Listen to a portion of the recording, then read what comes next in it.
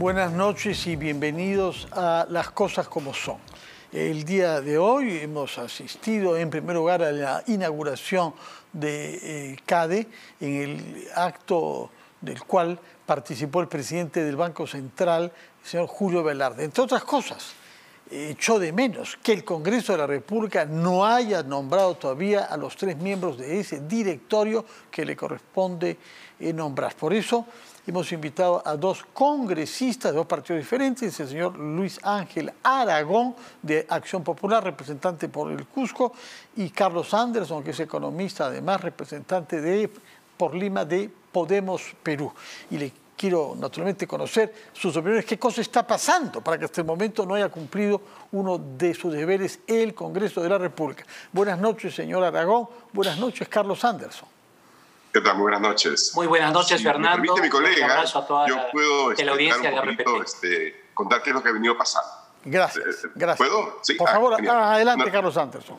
Sí, primero, nosotros queríamos asegurarnos desde el Congreso de la República que tuviéramos una serie de criterios de carácter técnico que aseguraran la idoneidad de quienes aspiraran a ser candidatos al directorio del Banco Central de Reserva. Por eso es que desde la Comisión de Economía establecimos un grupo de trabajo que hizo su trabajo y le dio una mirada a cómo se conforman los directorios de los diferentes países en Europa, Estados Unidos, América Latina, etcétera, y finalmente dio una serie de recomendaciones, bueno, en realidad un perfil de lo que debería ser un miembro del directorio del Banco Central.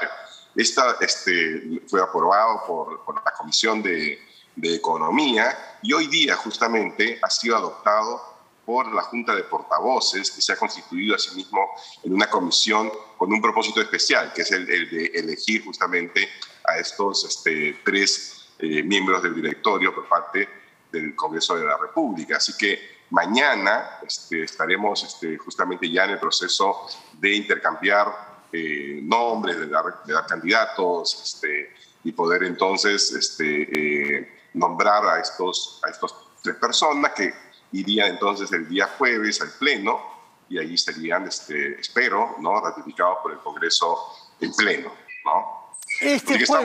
Lo que nos dice, señor Anderson, es que usted prevé que este jueves, dentro de 48 horas, el Pleno del Congreso pueda designar a los 3 directores que le corresponde designar. Bueno, muy bien, hemos comprendido su punto de vista. Señor Aragón, ¿qué tiene que decirnos sobre este punto? Porque la percepción que hay es que el Congreso está en falta, está fuera de plazo. Y eso que no mencionamos a los jueces constitucionales, cuyo lapso ha vencido hace más de 2 años y 4 meses, y muchos otros funcionarios como el defensor del pueblo, que está pidiendo él que elijan a un sucesor para poder irse. Es decir, ya son por lo menos 3 altos funcionarios con los que no cumple el Congreso. ¿Cómo explica usted eso, señor Aragón? Bueno, en primer lugar, yo soy integrante efectivamente de la Comisión de Elección de los Magistrados del Tribunal Constitucional y estamos en pleno proceso de elección. Obviamente que hay todo un cronograma que se ha aprobado. Sabemos que ya son 2 años y medio que no contamos pues con un tribunal constitucional como el que queremos, básicamente, es decir, ya existe un mandato vencido de los magistrados del Tribunal Constitucional y estamos en pleno proceso. Este es un proceso que tiene que ser transparente, un proceso público, un proceso donde exista pues también el control ciudadano y estamos en eso. Por ejemplo, en la sesión del día de ayer ya se ha tenido una relación de aptos y no aptos. Obviamente se ha hecho toda la calificación de los aptos y no aptos de los 77 postulantes. ¿Cuántos quedan de esos 77 postulantes? ¿Cuántos quedan en la calidad de aptos?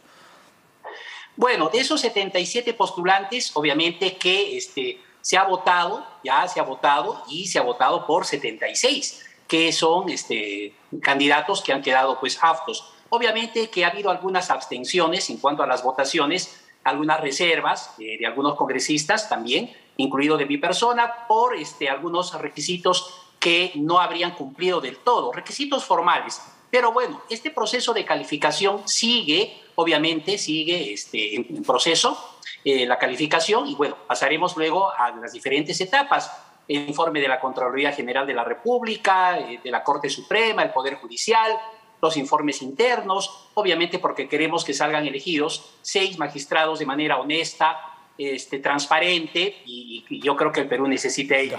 Y respecto del directorio de los 3 representantes del BCR, me parece que es importante, ya el Perú necesita un directorio completo. Yo también tengo la esperanza de que efectivamente en el pleno del día jueves se pueda elegir a los 3 representantes por parte del Congreso de la República. De acuerdo. Otro tema que mencionó Julio Velarde hoy en la inauguración del CADE o de la CADE es el tema de la inflación. Él dijo que se trata de un tema que tiene raíces en parte internacionales. Estamos viendo que en Estados Unidos se está batiendo récord de inflación de las últimas décadas con 6.5%, creo. Pero dijo que en el Perú la inflación afectaba productos de la canasta popular, lo que significa que penalizaba particularmente a los que menos recursos tienen, y que sí podemos hacer parte de lo que es necesario para evitar que la inflación golpee tanto a nuestra economía. ¿Qué es lo que podemos hacer, señor Anderson? Bueno, para comenzar necesitamos evitar mejor dicho, necesitamos evitar que se genere algo que nosotros conocemos muy bien y con mucho dolor, que son estas espirales inflacionarias devaluatorias. Eso sucede, a ver, me explico, cuando el tipo de cambio, cuando el precio del dólar se hace más caro, ¿verdad?, en términos de soles, eso se traslada justamente a más de 1/3 de los productos que conforman y productos y servicios que conforman la canasta familiar. Es decir, el impacto es inmediato sobre la canasta familiar, sobre los que menos tienen. Y eso sí no es inflación internacional. Es innegable que efectivamente hay un proceso de inflación internacional, por eso que necesitamos ser súper, ultra cuidadosos, ¿no?, en materia de generar confianza, en materia de evitar que el tipo de cambio, que es el mayor termómetro justamente de la confianza en un país, se mueva, pues, que suba la temperatura de ese termómetro, por decirlo de alguna forma, porque cuando eso sucede nos quemamos todos, pero sobre todo se queman los que menos tienen. De acuerdo. Señor Aragón, ¿cuál es su opinión sobre este punto que los belaundistas conocen muy bien, porque la inflación acompañó al gobierno de Fernando Belaúnde desde los años 60 y también los años 80? Su opinión sobre este tema, ¿qué nos falta hacer como práctica y como política pública para mitigar el tema de la inflación? Bueno, tiene que haber una política pública consciente, una política pública objetiva, una política pública seria. Esto significa que tiene que haber inversión privada dentro del Estado. Obviamente no podemos cerrar las puertas a la inversión nacional, a la inversión extranjera, por supuesto con las limitaciones del caso. Nosotros vivimos dentro de una economía social de mercado. Y cuando hablamos de economía social de mercado, el Estado tiene que cumplir su rol orientador dentro de la economía del país. Pero eso no significa limitar del todo la inversión privada dentro de la economía. Eso dentro de una política pública me parece razonable y se tiene que dar confianza a los inversionistas nacionales y extranjeros.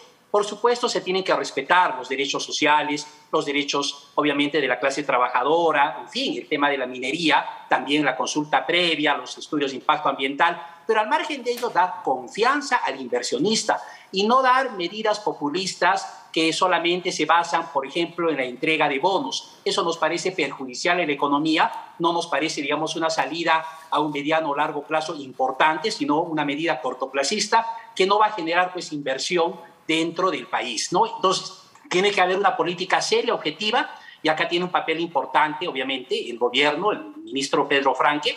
Eso es lo que esperamos para no tener estos problemas con el alza de los precios de la canasta básica familiar. Muy bien, lo hemos comprendido. Otro tema que ha estado en debate hoy, pero esta vez viene más bien de ustedes, es decir, de los congresistas, es el estatuto de Indecopi.